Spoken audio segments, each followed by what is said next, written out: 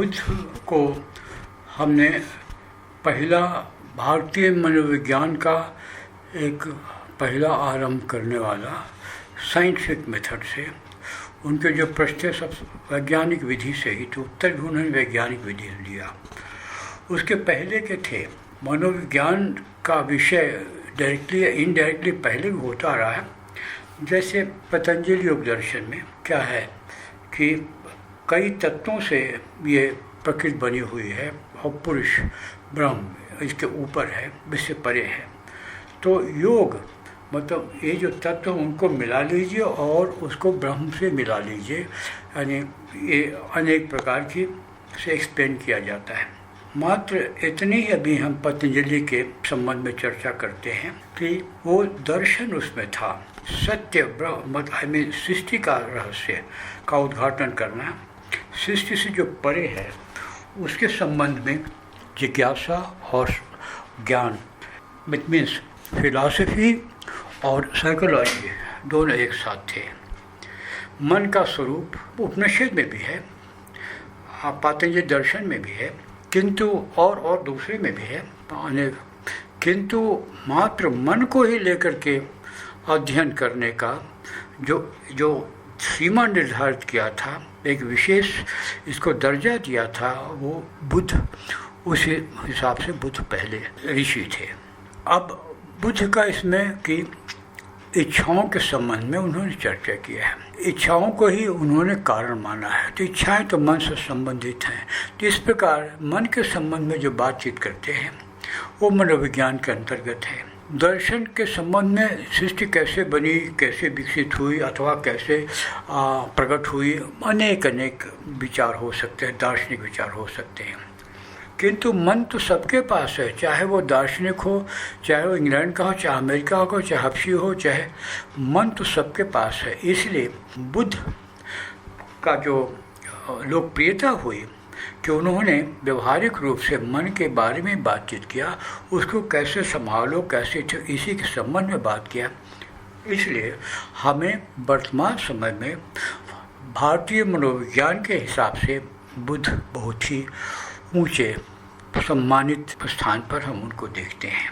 भारत में वैज्ञानिक विधि का मन के संबंध में इतना विकास हुआ, ये आधुनिक मनुष्य यूरो अमेरिकन मनोविज्ञानिक के लिए आश्चर्य का विषय है।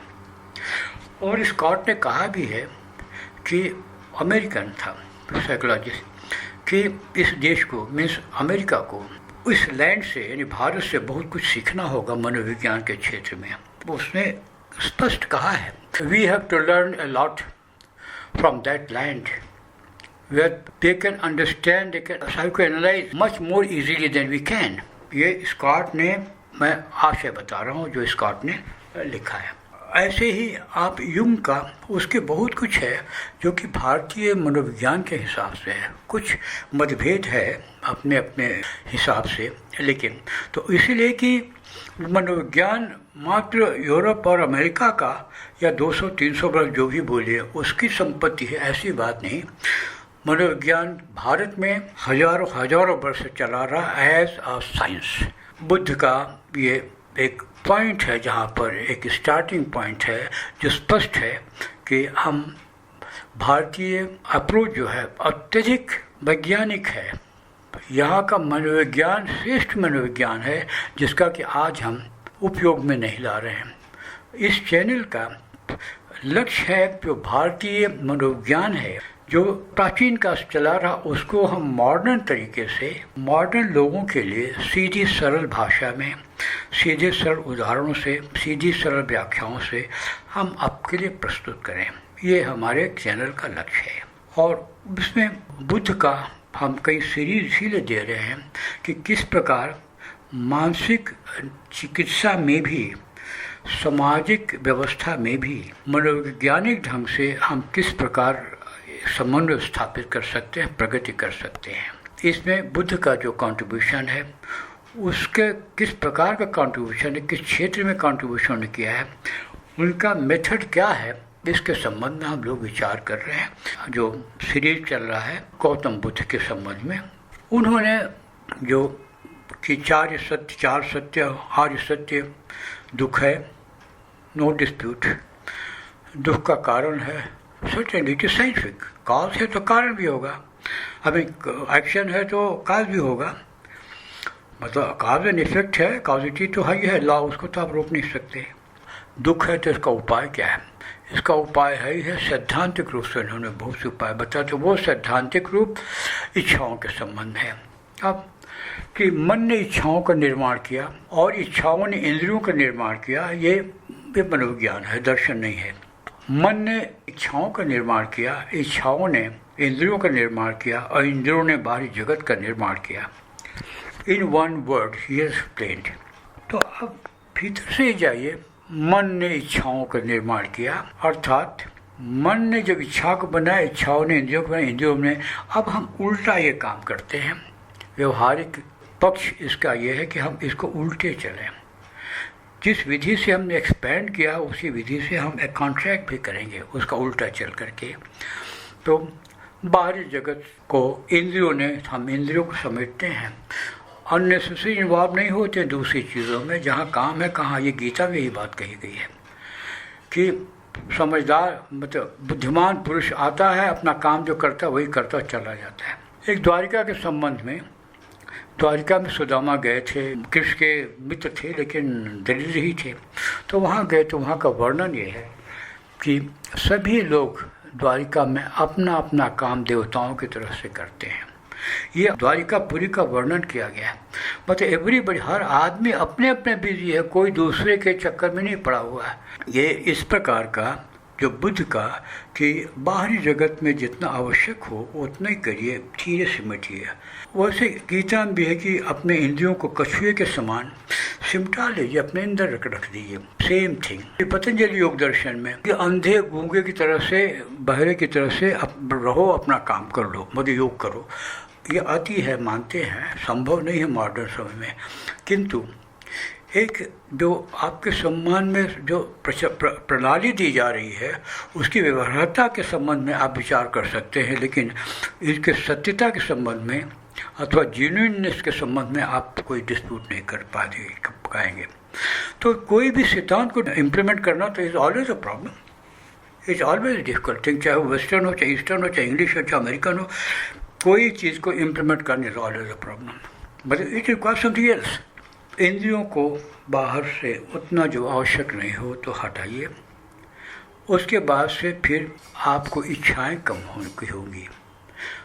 जो आप इंद्रियों का से जो व्यापार, जो बाहरी जो करते हैं, उनसे आप वापस आइए, थोड़ा सा आइए, फिर इंद्रियों को आप संभालिए। ये आपके पतंजलि में यम नियम के अंतर्गत आता है। फिर आगे बढ़िए, इंद्रियों को अब समेटिए, उनको अनुशासन में रखिए, उनको उन पर संयम कीजिए।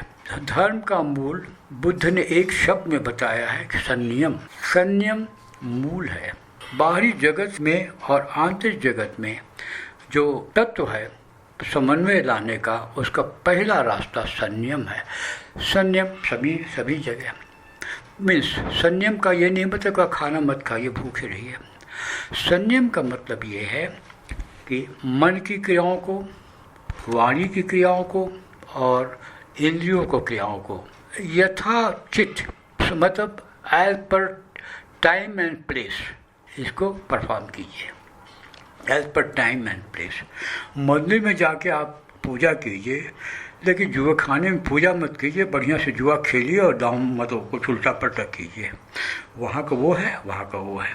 तो इस प्रकार का संयम से आपकी इंद्रियां अनुशासन में रहती है, स्वस्थ रहती हैं। इंद्रिय लोलुप व्यक्ति या इंद्रियों को भगाने वाला, हरदम बकवाद करने वाला और जहाँ तहाँ किसी से लड़ जाने वाला आत्म कोई अभ्यास नहीं कर सकता है, अनेक उलझनों में डालने वाला नहीं। तो संयम क्या है कि अगर समय से ये तीनों काम करिएगा तो अपने आप ही आपका रूटीन ठीक रहेगा, काम ठीक रहेगा, बाहरी जगत से व्यवहार ठीक रहेगा और आपकी इच्छाएं एक डिसिप्लिन में रहेंगी। अब इच्छाओं को कैसे डिसिप्लिन में रखा जाए, इसके लिए बुद्ध का सीधा सा है, निर्वाण क्यों आगे बढ़िए।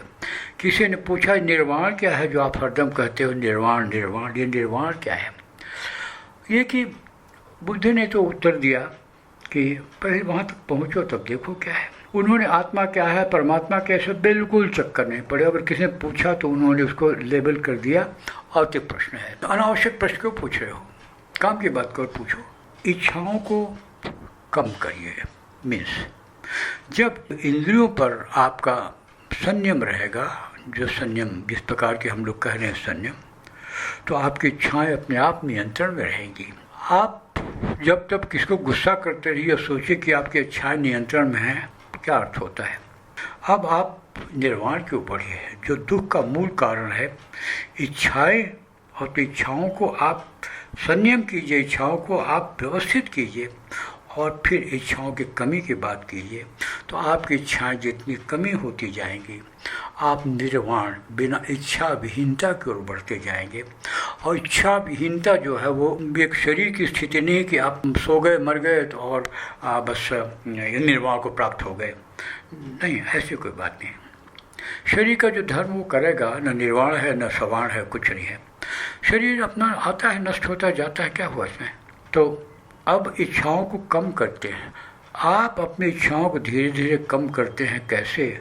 बुद्ध भगवान ने जो बताए हैं तरीके, जिसकी हम लोग आगे चर्चा करेंगे, उसके माध्यम से, उसको अपनाने से इस प्रकार आपकी इच्छाएं कम होती जाएंगी। इच्छाओं का नॉन एग्जिस्टेंस ऑफ डिज़ायर, जिसको बोलते हैं कि desire less state of mind, ये जैसे हैप्पीनेस मन की अवस्था है, इस स्टेट ऑफ माइंड कहीं पॉकेट में नहीं मिलता, न बाजार में मिलता है, न टैबलेट में मिलता है, आपके मन में ही मिलता है। वैसे ही कि जब इच्छाएं आप कम करते जाते हैं और इस प्रकार से कम करते जाते हैं, जो कि उन्होंने चर्चा किया है, उपदेश दिए हैं, आप जो जो इच्छाएं कम करते हैं त्यों आप सुखी होते जाते हैं। आपका जो आर्य सत्य के परिधि से बाहर निकलते जाते हैं। दुख है, दुख कम है। आर्य सत्य है कि दुख है, लेकिन मेरे साथ ये सत्य है कि दुख कम है। इसका कारण है इसलिए कि मेरा कारण मैंने बहुत से कम कर दिया है, और बाकी दो का तो प्रश्न अपने आप ही उत्तर मिल गया कि उसका कोई उपाय है, तो उपाय तो कर ही रहे हैं, और कैसे करना वो भी कर रहे हैं। बुद्ध ने वो भी कवर कर दिया है चलते फिरते। तो जो जो इच्छाएं आपकी कम होती जाती इस प्रकार से, तो आपका समाधान मिलता जाता है कि दुख है और इसका कारण है। दुख कम होता जाता है और कारण का बाप बोध होता जाता है, और इच्छाएं और कम होती जाती और कम होती जाती हैं। तो एक स्टेट आती है जो कि आइडियल स्टेट है, काल्पनिक स्टेट है, ये हम स्वीकार करते हैं। उसमें जितनी इच्छाएं कम होती जाती है, चित्त स्थिरता आती जाती है, सब कुछ शांत हो जाता है, सब कुछ स्थिर हो जाता है, स्टैंड स्टिल हो जाता है, और वहाँ पर न कारण है न कार्य है। लॉ से परे हो जाते हैं, कॉस्टी से परे हो जाते हैं, कार्य कारण संबंध से परे हो जाते हैं, और वो स्थिति है जो निर्वाण, मतलब a state of desirelessness of mind. ये जो आपके उपनिषद में या पतंजलि योग दर्शन में या महावीर के कहीं भी लिबरेशन जिसको बोलते हैं, सारे कष्टों से, सुख दुख से, सारे बंधनों से जो लिबरेट का, बुद्ध ने बड़े आसान तरीके से, बड़े बिना किसी झंझट के, कोई भी कर सकता है, कम पढ़ा लिखा है, ज़्यादा पढ़ा लिखा आदमी, स्त्री पुरुष कोई भी कर सकता है, कोई भी धनवान भी कर सकता है, गरीब भी कर सकता है। क्या इस उसके बताए बुद्ध के बताए हुए विधि से निर्वाण, स्टेट ऑफ डिजायरलेस, और that is the aim of all Indian thinking. जितना स्पिरिचुअलिटी है सबका एम यही है, लिबरेशन, जिसका कि वेस्ट में कोई कॉन्सेप्ट नहीं है। तो ये बेसिक अंतर है कि हम लिबरेट होना चाहते हैं, हम हर चीज़ से मुक्त होना चाहते हैं। हम उलझे हुए हैं, लेकिन मुक्त जितने उलझे होंगे उतने हम गलत दिशा में जाएंगे, जितने सुलझे होंगे सही दिशा में आएंगे। इसीलिए बुद्ध ने मन को सरल करना, मन को सीधा करना, मन को ठीक करना, ये मनोवैज्ञानिक सारे मनोवैज्ञानिक तरीके हैं। इसमें अभी समाज का इतने ही कि समाज का कल्याण करते हैं, लेकिन समाज की व्यवस्था के संबंध में हम लोग चर्चा नहीं कर रहे हैं। अगर किसी को शक हो तो ये अलग विषय है। Over, I think it should be over, it will continue, ये चालू रखेंगे अभी।